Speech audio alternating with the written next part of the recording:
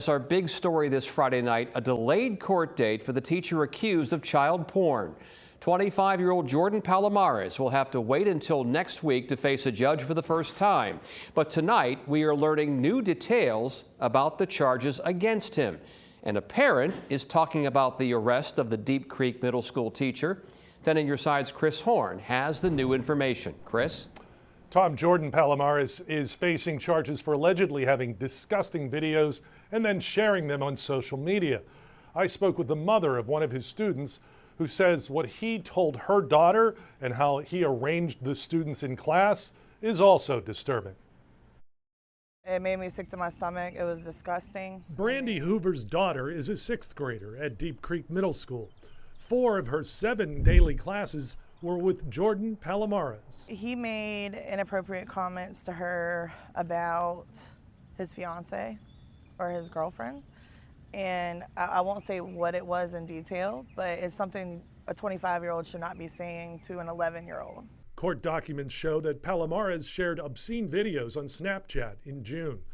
Police say they included girls ranging in age from about 4 to about 10, and they're engaged in sex acts with adult men. In addition, Hoover says her daughter told her about some disturbing seating arrangements in her classes. From what I understand, he made all the girls sit in the front of the classroom and made all the boys sit in the back. But then it went further.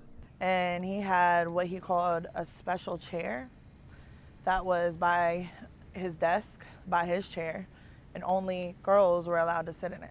In a letter to parents after his arrest, Chesapeake school officials said Palomares was background checked by Virginia State Police, FBI, and Virginia Social Services. Now, Hoover is trying to console her daughter, who thought she could trust her teacher. She was like, "Mom, you know, I'm so disappointed. I trusted him. We liked him.